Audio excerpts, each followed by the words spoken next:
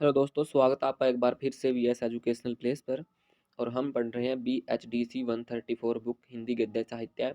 अब हम जो है खंड 3 पर आ चुके हैं। खंड 2 तक हम ऑलरेडी पढ़ चुके हैं और उसकी सभी वीडियोस जो है आपको चैनल पर मिल जाएंगी प्लेलिस्ट में, आप वहां पर चेक कर सकते हैं। अब हम खंड 3 पर आ चुके हैं। खंड 3 में आज हम जो है इस वीडियो में इकाई 11 पढ़ेंगे, जो रामचंद्र शुक्ल और उनका निबंध साहित्य है। तो हम इसमें इकाई 11 पढ़ेंगे। तो चलिए ज़्यादा देर ना करते हुए हम इस वीडियो को शुरू करते हैं इकाई 11 के साथ। तो हम इकाई 11 निकाल लेते हैं यहाँ पर। ये रही इकाई 11, रामचंद्र शुक्ल और उनका निबंध साहित्य। इकाई का नाम है। आचार्य रामचंद्र शुक्ल का संक्षिप्त जीवन परिचय हम सबसे पहले देखेंगे। उसके बाद हम आचार्य रामचंद्र शुक्ल का साहित्य सृजन और आचार्य रामचंद्र शुक्ल के निबंध साहित्य की विशेषताएं और हिंदी निबंध साहित्य विकास में आचार्य रामचंद्र शुक्ल का क्या योगदान है, ये भी हम देखेंगे। तो चल शुरू करते हैं। सबसे पहले हम थोड़ा प्रस्तावना देख लेते हैं ताकि हमें एक आइडिया हो जाए कि हम पढ़ने क्या वाले हैं इकाई में। तो रामचंद्र शुक्ल जो है हिंदी के सबसे प्रतिष्ठित लेखक हैं और आलोचक भी हैं। उनकी विद्वता को ध्यान में रखते हुए हिंदी साहित्य जगत उन्हें आचार्य रामचंद्र शुक्ल के नाम से संबोधित करता है। हम भी इस इकाई में उन्हें आचार्य के रूप में ही संबोधित करेंगे। उन्होंने सबसे पहले हिंदी साहित्य में व्यवस्थित साहित्य सिद्धांतों की नींव रखी और उन्हीं आधारों पर उन्हें हिंदी साहित्य का हिंदी साहित्य का इतिहास लिखा और हिंदी साहित्य की व्यवहारिक आलोचना की। उन्होंने हिंदी साहित्य के अध्ययन अध्यापन के लिए व्यवस्थित रूप से पाठ्यक्रम का निर्माण किया और पाठ्यक्रम उपलब्ध करवाया। इसी के साथ उन्होंने हिंदी निबंध लेखन किया। अब हम देख लेते हैं आचार्य रामचंद्र शुक्ल का जीवन परिचय। आचार्य रामचंद्र शुक्ल का जन्म जो है 4 अक्टूबर 1884 को बस्ती के अगोना नामक गांव में हुआ और मृत्यु काशी में 2 फरवरी 1941 को हुई। इनकी प्रारंभिक शिक्षा जो है मिर्जापुर और बाद में प्रयाग में हुई। तो इनका जन्म 4 अक्टूबर 1884 बस्ती अगोना नामक गांव में, मृत्यु 2 फरवरी 1941 काशी में, याद रखिएगा। और शिक्षा मिर्जापुर में हुई। मिर्जापुर के लंदन मिशन स्कूल से शुक्ल जी ने स्कूल की अंतिम परीक्षा पास की सन 1901 में। शुक्ल जी ने कायस्थ पाठशाला प्रयाग से इंटर किया। आगे उनका संपूर्ण अध्ययन स्वाध्याय से ही हुआ। आचार्य शुक्ल का बचपन अवध क्षेत्र में गुजरा। आरंभिक शिक्षा के साथ उन्होंने उर्दू, अंग्रेजी, बंगला और हिंदी भाषा और साहित्य का गंभीर अध्ययन किया। मिर्जापुर में उनका संपर्क भारतेंदु युग के महत्वपूर्ण रचनाकार चौधरी बद्री नारायण प्रेमघन से हुआ। इससे उन्होंने भारतेंदु युग के साहित्य को जाना समझा ही समकालीन साहित्यिक गतिविधियों से भी जुड़े। सन 1903 से 1908 तक शुक्ल जी ने आनंद कदम्बनी पत्रिका के संपादन में चौधरी बद्री नारायण प्रेमघन का सहयोग किया। इस कार्य से उन्हें भाषा और संपादन की समझ विकसित हुई। इसी दौरान उनके साहित्य लेखन का प्रारंभ भी हो चुका था। कविता क्या है निबंध का प्रारंभिक रूप सन 1909 की सरस्वती में प्रकाशित हो चुका था। स्कूली शिक्षा समाप्त होने के कुछ महीनों के बाद सन 1904 से 1908 तक वे लंदन मिशन स्कूल में ड्राइंग के शिक्षक रहे। इस तरह शुक्ल जी के लेखन की दिशा तय करने में मिर्जापुर का जीवन महत्वपूर्ण रहा है। तो ये था आचार्य रामचंद्र शुक्ल का जीवन परिचय। अगर आता है तो आपको इतना ही लिखना है, इससे ज़्यादा आपको नहीं लिखना है। तो चलिए अब आगे चलते हैं। अब हम चलते हैं आगे। आचार्य रामचंद्र शुक्ल का साहित्य सज्जन, ये हम थोड़ा देख लेते हैं। डॉक्टर रामविलास शर्मा का मत है कि हिंदी आलोचना में आचार्य रामचंद्र शुक्ल का वही महत्व है जो हिंदी साहित्य में उपन्यासकार प्रेमचंद का और कवि निराला का। तो विशेष रूप से आलोचनाकार हैं रामचंद्र शुक्ल,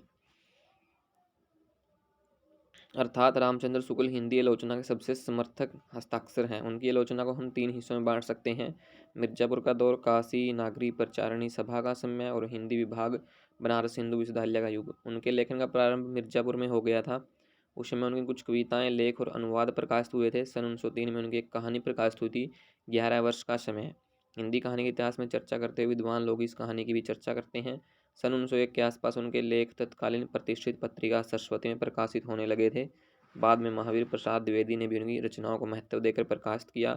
सन 1898 से लेकर 99 में उन्होंने एडिसन की रचना का अनुवाद कल्पना का आनंद के नाम से किया। इसी तरह मैगजीनीज का भारतवर्ष वर्णन का भी उन्होंने अनुवाद किया। सन 1903 से 1908 तक वे चौधरी बद्रीनारायण प्रेमघन की पत्रिका आनंद कदामनी के नए सहायक संपादक बनाए गए। इस दौर में उन्होंने कई हिंदी लेखकों के संस्मरण और जीवन चरित्र भी लिखे।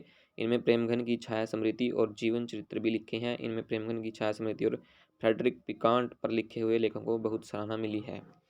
तो ये था उनका साहित्य सृजन। इस प्रकार से उन्होंने अपने साहित्य को आगे बढ़ाया और अपना साहित्य लिखा। अब हम लिखें रामचंद्र शुक्ल के निबंध साहित्य की विशेषताएं, जो आपके परीक्षा की दृष्टि से काफ़ी महत्वपूर्ण है। ये आ सकता है, वो प्रश्न पूछ सकता है कि आचार्य रामचंद्र शुक्ल के निबंध की विशेषताएं बताइए, तो ये आपके लिए काफ़ी इम्पोर्टेंट हो जाता है। चलिए पढ़ते हैं।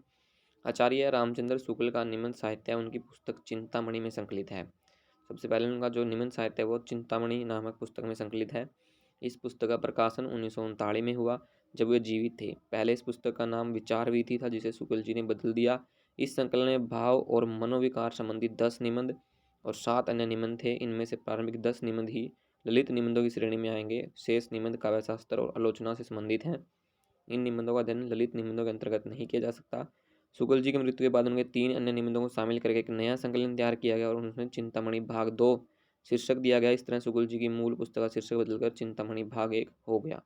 इसका संपादन विश्वनाथ प्रसाद मिश्र ने किया और यह पुस्तक सन 1945 में प्रकाशित हुई। इसके बाद 1983 में शुक्ल जी के प्रकाशित 21 निबंधों को मिलाकर चिंतामणि भाग 3 शीर्षक पुस्तक तैयार हुई। इसका संपादन नामवर सिंह ने किया। शोधकर्ताओं ने शुक्ल जी के कुछ और निबंध खोजे, कुछ अंग्रेजी निबंधों का हिंदी अनुवाद किया और चिंतामणि भाग 4 पुस्तक तैयार की। इस पुस्तक में उनके कुल 47 निबंध शामिल किए गए। इसका संपादन कुसुम चतुर्वेदी और ओम प्रकाश सिंह ने किया। यह पुस्तक सन 2002 में प्रकाशित हुई। इस तरह उनके कुल 89 जो है निबंध हुए हैं। 89 निबंध उनके हैं। शुक्ल जी के इन निबंधों को 2 भागों में बांटा जा सकता है, मनोविकार संबंधी निबंध और आलोचनात्मक निबंध। आलोचनात्मक निबंधों में सैद्धांतिक और व्यवहारिक दोनों तरह के निबंध शामिल किए जा सकते हैं। इनका अध्ययन शुक्ल जी की आलोचना और काव्यशास्त्रीय चिंतन के भीतर किया जाना चाहिए। निबंध साहित्य के अध्ययन में भाव और मनोविकार संबंधी निबंधों का यह अध्ययन होता है और होना भी चाहिए। इसी इकाई में हम इन्हीं निबंधों का अध्ययन करेंगे। आचार्य शुक्ल ने चिंतामणि की एक अति संक्षिप्त भूमिका लिखी है। इस भूमिका में उनके निबंधों की कुछ विशेषताएं उन्होंने स्वयं ही बता दी हैं। भूमिका को शुक्ल जी ने निवेदन के रूप में कहा। उन्होंने लिखा है, इस पुस्तक में मेरी अंतर यात्रा में पढ़ने वाले कुछ प्रदेश हैं। यात्रा के लिए निकलती रही है बुद्धि पर हृदय को साथ लेकर। अपना रास्ता निकालती हुई बुद्धि जहाँ कहीं मार्मिक या भावाकर्षक स्थलों पर पहुँचती है, वहाँ हृदय थोड़ा बहुत रमता और अपनी प्रवृत्ति अनुसार कुछ कहता गया। इस प्रकार यात्रा के श्रम का परिहार होता रहा। बुद्धिपथ पर हृदय भी अपने लिए कुछ न कुछ पाता रहा। बस इतना ही निवेदन करके इस बात का निर्णय मैं विज्ञ पाठकों पर छोड़ता हूँ कि ये निबंध विषय प्रधान है या व्यक्ति प्रधान। यह निवेदन उन्होंने 2 फरवरी 1939 को काशी में कहा। इन निबंधों का विषय जैसे शुक्ल जी ने प्रदेश की संज्ञा दी है, हृदय में स्थित भाव और मनोविकार हैं, लेकिन इनका लेखन, विश्लेषण और मूल्यांकन बुद्धि द्वारा किया गया है। अर्थात अंतिम विश्लेषण में ये निबंध बुद्धि प्रधान कहे जाएंगे, लेकिन इनमें शुद्ध बौद्धिक विवेचना नहीं है। कहीं कहीं शुक्ल जी ने अपने हृदयगत भावों को भी वाणी दी है। जहाँ शुक्ल जी ने ऐसा किया है, वहाँ ये निबंध अधिक मार्मिक और भावाकर्षक हो गए। कहने की आवश्यकता नहीं है कि ये निबंध इन प्रस्तुत भावों को साक्षात्कार नहीं कराते, वरना उनके स्वरूप को स्पष्ट करते हैं, और यह बौद्धिक व्यापार है। शुक्ल जी के समय में निबंधों के स्वरूप को लेकर काफ़ी बहसें होती रही हैं। उन्हीं के समय उन्होंने विज्ञ पाठकों को हल्का सा प्रयास किया है कि वे इनको चाहे तो विषय प्रधान निबंध कहें या व्यक्ति प्रधान। आगे चलकर जब आचार्य हजारी प्रसाद द्विवेदी के निबंध आए, तब इसी मानक के आधार पर विज्ञजनों ने शुक्ल जी के निबंधों को विषय प्रधान और द्विवेदी जी के निबंधों को व्यक्ति प्रधान कहकर निबंध के स्वरूप को समझना प्रारंभ किया। शुक्ल जी से पहले भी भारतीय हिंदू युग के लेखकों ने इस तरह के निबंध लिखे थे। प्रताप नारायण मिश्र ने भी चिंता, छल, खुशामद जैसी वृत्तियों पर छिटपुट निबंध लिखे थे। अन्य लेखकों ने भी ऐसे निबंध लिखे थे जिनमें विचार और प्रयास का अद्भुत मिश्रण हुआ करता था। तब भी इतनी गंभीरता से इन भावों का विवेचन किसी ने नहीं किया था। तेरे शुक्ल जी के निबंधों की विशेषता अगर आता है तो आप इतना ही इसमें लिखेंगे, इससे ज़्यादा लिखने की आपको जरूरत नहीं है। तो अब आगे चलते हैं। हम आ गए हैं हिंदी निबंध साहित्य विकास में आचार्य रामचंद्र शुक्ल का योगदान। ये भी काफ़ी महत्वपूर्ण है आपके परीक्षा की दृष्टि से। तो आचार्य रामचंद्र शुक्ल ने आधुनिक काल को गद्य काल का नाम दिया है। अर्थात इस दौर में गद्य विभिन्न विधाओं का प्रचुर मात्रा में विकास हुआ और ऐतिहासिक दृष्टि से यह सबसे महत्वपूर्ण है। इसके साथ इन्होंने कहा कि यदि गद्य कवियों या लेखकों की कसौटी है तो निबंध गद्य की कसौटी है। भाषा की पूर्ण शक्ति का विकास निबंधों में सबसे अधिक संभव होता है। तो निबंध जो है गद्य की कसौटी होती है, इसका श्रेय जाता है आचार्य रामचंद्र शुक्ल को। भाषा की पूर्ण शक्ति का विकास जो है निबंधों में सबसे अधिक संभव होता है। इसका अर्थ यह है कि आधुनिक काल की सबसे प्रभावशाली विधा निबंध है। हालांकि मात्रा की दृष्टि से पाठकों की संख्या उपन्यास और कहानी की अधिक है, लेकिन भाषा के महत्व की दृष्टि से कथेतर गद्य विधा निबंध महत्वपूर्ण है। शुक्ल जी ने अपने हिंदी साहित्य का इतिहास में निबंध के विकास को महत्व देकर उल्लेखित किया है। हिंदी में निबंध का आगमन प्रेस और साहित्यिक पत्रकारिता के साथ होता है। आरंभिक हिंदी साहित्यिक पत्रिकाओं में निबंध अनिवार्य रूप से होता था। दरअसल यह शिक्षित वर्ग की पाठ्य विधा है। कविता को हम सुन भी सकते हैं, परंतु निबंध का आस्वाद लेने के लिए आपको शिक्षित होना अनिवार्य है। निबंध का यह पाठक प्रबुद्ध भी होना चाहिए। अपने ज्ञान को लगातार विकसित करने की चेष्टा करने वाला पाठक ही निबंध पढ़ता है, अर्थात यह मनोरंजक विधा नहीं है। तो याद रखिए, निबंध जो है मनोरंजक विधा नहीं है, उसके लिए पाठक का शिक्षित होना काफ़ी महत्वपूर्ण हो जाता है। मनोरंजन के लिए वह कहानी पढ़ सब जानना समझना चाहता है। लेखक भी उसे कुछ बताना चाहता है, भले ही वह हल्के फुल्के ढंग से बताए, भले ही यास प्रयास करते हुए बताए, तब भी निबंध लेखक के पास कुछ बात या विचार होने चाहिए। ये विचार गंभीर और मौलिक होने चाहिए। पुरानी बातों को पाठक निबंध में नहीं पढ़ना चाहता। इस दृष्टि से आप शुक्ल जी के निबंध को देख परख सकते हैं। शुक्ल जी ने जिन भावों और मनोविकारों पर लिखा है, उनके स्वरूप को उदाहरण देकर बारीकी से समझाया है। इस समझाने के लिए जहाँ आवश्यकता महसूस हुई है, वहाँ उन्होंने अन्य भावों और मनोविकारों से तुलना करके भी समझाया है। इस पाठ्यक्रम में आप आचार्य शुक्ल के निबंध लोभ और प्रीति का अध्ययन कर रहे हैं। लोभ, प्रीति, श्रद्धा, भक्ति चारों एक ही तरह के भाव हैं। शुक्ल जी ने निबंध में सबको अलग अलग समझाते हुए एक दूसरे से तुलना करके स्पष्ट किया है कि दरअसल लोभ और प्रीति में या श्रद्धा और भक्ति में क्या समानता है और क्या असमानता है।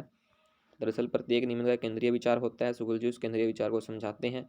आगे चलकर उस विचार का विकास होता है। उस विचार के जितने आयाम हो सकते हैं, शुक्ल जी सबके बारे में बताते जाते हैं। उनका प्रत्येक निबंध सुगठित होता है। प्रत्येक पंक्ति में कोई बात होती है जो नहीं होती है, फिर उसके उदाहरण आते हैं, तुलना होती है या कहीं हास्य व्यंग्य भी आता है, तो शुक्ल जी उसे व्यक्त करके पुनः अपनी मूल बात पर आ जाते हैं। शुक्ल जी के अनुसार निबंध तो उसी को कहना चाहिए जिसमें व्यक्तित्व अर्थात व्यक्तिगत विशेषता हो। अर्थात किसी भी गद्यांश को पढ़कर हम कह सकते हैं कि यह हजारी प्रसाद द्विवेदी का या रामवृक्ष बैनीपुरी का लेखन है। व्यक्तिगत विशेषता का यह मतलब नहीं है कि उसके प्रदर्शन के लिए विचारों की श्रृंखला रखी जाए या जानबूझकर जगह जगह से तोड़ दी जाए। भावों की विचित्रता दिखाने के लिए ऐसी अर्थ योजना की जाए तो उनकी अनुभूति के प्रकृत या लोक सामान्य स्वरूप से संबंध ही न रखे, तो वह भाषा से सर्कस वालों की सी कसरत या हठ योगियों जैसे आसन कराए जाएं जिनका लक्ष्य तमाशा दिखाने के सिवा और कुछ न हो। दार्शनिक या शुद्ध विचारिक लेखक सिर्फ मुख्य विचार तक अपने आप को केंद्रित रखते हैं, जबकि निबंध लेखक अपने मन की प्रकृति के अनुसार स्वच्छंद गति से इधर उधर फूटी हुई सूत्र शाखाओं पर विचरता चलता है। इसी अर्थ में निबंधकार की व्यक्तिगत विशेषता को समझना चाहिए। तो ये था आचार्य रामचंद्र शुक्ल का साहित्य में योगदान। अब हम सारांश पर आ चुके हैं। सारांश हम नहीं पढ़ेंगे, हम इससे अगली इकाई पर चलते हैं। लोभ और प्रीति की अंतर्वस्तु। लोभ और प्रीति की अंतर्वस्तु और विश्लेषण, ये हम इसी इकाई 12 जो है इसी वीडियो में हम पढ़ेंगे। तो सबसे पहले हम विचार पक्ष और भाव पक्ष देखेंगे निबंध का। स्वभाव, भाषा शैली, निबंध में आचार्य शुक्ल का व्यक्तित्व क्या था और व्याख्या दी गई है, वो भी देखेंगे। लोभ और प्रीति जो है आचार्य रामचंद्र शुक्ल का जो है निबंध है और काफ़ी महत्वपूर्ण रचना है उनकी। तो हम चलते विचार पक्ष की ओर चलते हैं। लोभ और प्रीति। विचार पक्ष। लोभ और प्रीति मुख्यतः विचार प्रधान निबंध है। तो सबसे पहले बताया विचार प्रधान निबंध है लोभ और प्रीति। इसमें शुक्ल जी ने विस्तार से लोभ और प्रीति का स्वरूप स्पष्ट किया। दोनों का स्वरूप स्पष्ट करने के उपरांत उन्होंने लोभ और प्रीति की तुलना की है। दोनों की तुलना करते हुए उनके विकास को रेखांकित किया है। इसके साथ ही लोभ और प्रीति के विविध सोपानों को स्पष्ट किया है। अंत इस निबंध का पाठ विश्लेषण करते हुए हम निबंध में अभिव्यक्त विचारों के अर्थ का अध्ययन करेंगे। यह अर्थ विश्लेषण निबंध का विचार पक्ष है जो इसका प्रमुख हिस्सा है। इसके बाद हम निबंध के भाव पक्ष का अध्ययन करेंगे। तो सबसे पहले लोभ और प्रीति का अर्थ जान लेते हैं। आचार्य रामचंद्र शुक्ल ने संस्कृत काव्यशास्त्रियों द्वारा निर्धारित स्थायी भावों का विवेचन नहीं किया, वरन स्थायी भावों से व्यापक भावों का विवेचन विश्लेषण किया है। उदाहरण के लिए श्रृंगार रस का स्थायी भाव रति होता है। शुक्ल जी ने रति भाव पर निबंध नहीं लिखा, वरना लोभ और प्रीति विषय पर लिखा है। रति भाव उन्हीं मनोभावों के अंतर्गत व्याख्यित हो सकता है। बहुत दूर तक ये दोनों समानार्थक हैं, परंतु लोभ और प्रीति रति से व्यापक सामाजिक भाव है। सामान्य व्यवहार में हम लोभ और प्रीति को परस्पर विपरीत भाव के रूप में देखते हैं, लेकिन शुक्ल जी इन दोनों की एकता से अपने निबंध का प्रारंभ करते हैं, फिर इनके परस्पर विरोध की ओर संकेत करते हैं। शुक्ल जी के अनुसार लोभ प्रीति में परिणित हो सकता है, लोभ लोभ के रूप में रह भी सकता है, कई बार यह बदल जाता है। दोनों की सामान्य विशेषता तो यही है कि दोनों मनोविकार सुख या आनंद देने वाली वस्तु के प्रति होते हैं।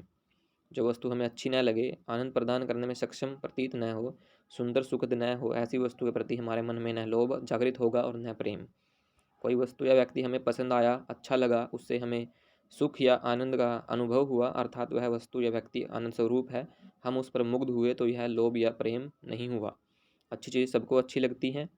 लोभ वह तब माना जाएगा जब हमारे मन में उसे प्राप्त करने की इच्छा जागृत होगी, जब संवेदनात्मक अवयव के साथ इच्छात्मक अवयव का सहयोग होगा, अर्थात जब उस वस्तु को प्राप्त करने की, दूर न करने की, नष्ट न होने देने की इच्छा प्रकट होगी, तभी हमारा लोभ लोगों पर खुलेगा।